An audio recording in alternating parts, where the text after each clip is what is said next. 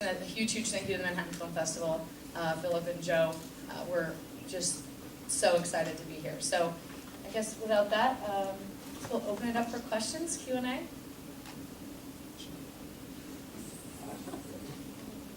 be shy. All right, so the next movie will be... Yes. That was really good, and I was waiting for the rest. So, where are you going to do, producers, I got you listening, are you going to do the rest? Because you left me wanting more. Well, thank you for that. That's very humbling feedback. And that's kind of what we wanted to do. We wanted to give you a snippet in terms of the night of our lives together. So, are we going to do more, Sean? Yes. Sorry. Should I answer that question?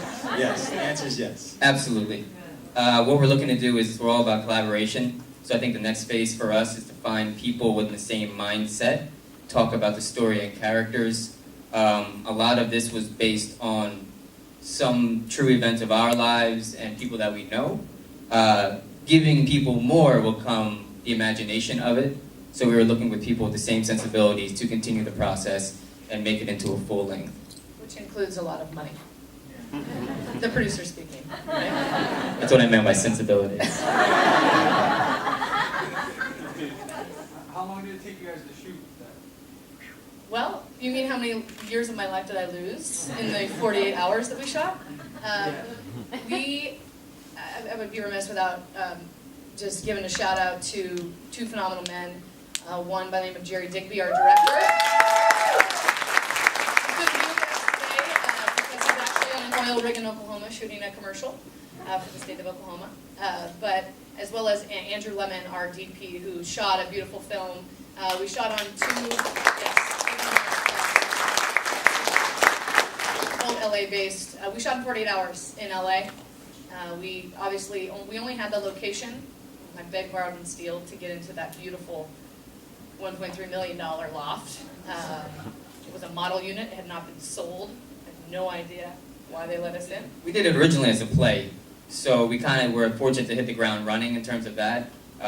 We ran during a festival here, and then we had a couple of days of brush-up rehearsal, more or less, in LA. But it being filmed and us already doing it on stage, we didn't really want to... We wanted to be more of a visceral, organic feeling, so we knew the characters, we knew the story, little brush-up, hit your spot, and then we just kind of banged it out in 2 days. Yeah, I mean, we didn't have any blocking time. We showed up at the location on Saturday morning without ever being able to do any rehearsal or blocking there. So what we were able to complete in 48 hours is all due to the phenomenal acting ability of the cast. We were able to blow through pages. Yes, Now, Nola? the banter at the table was improv, or was it all scripted? It was scripted. It was all- yeah. It was all scripted. We tried to stay away because we were only on a short time period. We tried to stay away from the improvising as much.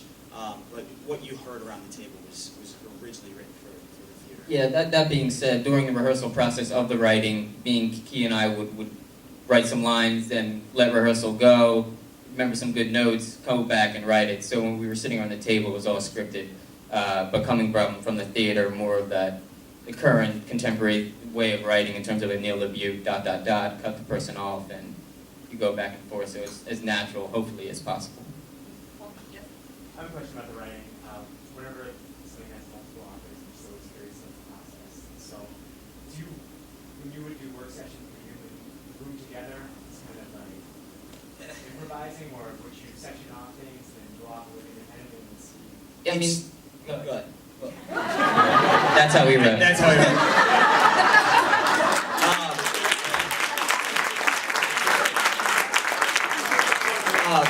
What works best for Sean and I, what works best for me is Jack Daniels. So we would kind of throw something at the wall, and then he or I would just pass it off to each other and say, hey, what do you think? What do you think? What do you think? And give ourselves some leeway, anywhere between 3 to 4 days, think it over, write it down again, and then we would get together and kind of collaborate. Yeah, and going through the rehearsal process of theater, again, we were fortunate to sometimes be in a room writing, other times trading emails back and forth, and then we get into a room and right away you know if a joke is not going to work, or, you know, and then we had the luxury of doing it in front of an audience, so we were like, ooh, that doesn't make sense, or that was not going to fly. So it was a little bit of everything for sure. And a lot of it, you know, because it hit so close to home on so many levels with so many different people that were involved, we were able to take bits and pieces of people's stories, exaggerate them, of course, for entertainment purposes, and just keep it real to you know, us in a sense. The name of the film, Hearts Gamble, I think you all saw at the end, in memory of Sean Key. Do you want to tell the quick story of how we named this story? We were, I was at Sean's apartment, and it was like the final day. We had finally figured out what we wanted. We had the script, and at this point, I think we'd worked about 5.5, 6 hours. I think I came over around 8 o'clock in the morning, and that's very early for Sean. And it was about 12:30, and I was done. We were baked, and we're just like, all right, well, what do we call this? And we're sitting there looking at each other, about to pull each other's hair out. Clearly, Sean won. And we were just kind of like, you know what? Let's just put it away. And Brett Boone, who's a very, very close friend of ours, like he normally does, just kind of strolled in, grabbed his cup of coffee, and kind of heard us trying to figure out exactly what we were going to call Yeah, it. we were going for a lot of love and poker, like double down on love, and a lot of really bad. It's like that karaoke titles. And literally, you know, we're at wit's end, and Brett kind of peeks his head out from the kitchen and goes, you know, you can call that Hearts Gamble, right? And I looked at Sean, and I was like, I will propose right now. And yeah, we didn't even know what it meant. We were just like, We'll yes. take it. So Brett, that just gives you a sense of you know, how much Brett meant to us and whatnot. So that was the reason why we dedicated this thing.